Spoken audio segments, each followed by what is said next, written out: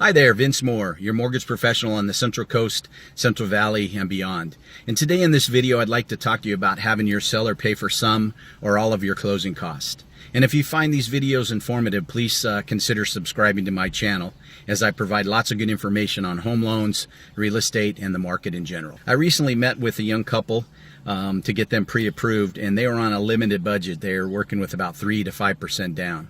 They had this young couple had asked me if they could finance their closing costs so they could use all of their monies for the down payment, and I told them that they could. Not in the traditional sense of increasing their loan amount, which would increase their loan to value, but basically asking the seller to pay for some, if not all of their closing costs. With most loans, the seller can pay up to 6% of the buyer's purchasing price for their reoccurring and non-reoccurring closing costs. So on a $500,000 loan, that would be a total of $30,000 that the seller could pay on the buyer's behalf.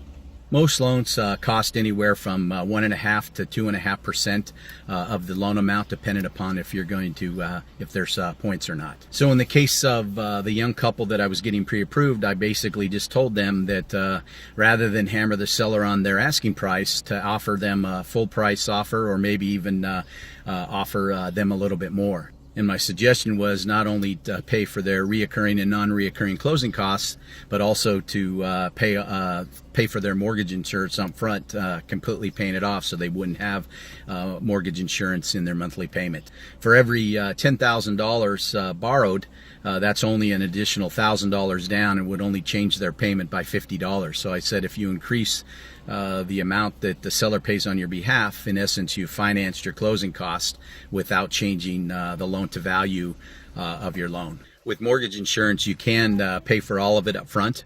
And again, the seller can pay that on the buyer's behalf. Or another way to finance mortgage insurance would be to just up the rate by about 1/8 to 1/4%, and then that's what's known as lender-paid mortgage insurance, and it would just be built into your payment, but it's not nearly as expensive month in and month out as if you just paid for monthly traditional mortgage insurance. So that's in essence how you can finance your closing costs, by having the seller pay your closing costs up front.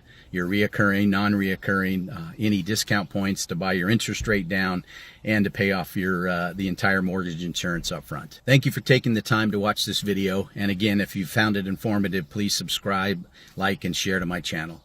If I can assist you or someone you know with any home loan needs, please let me know. I wish you all the best.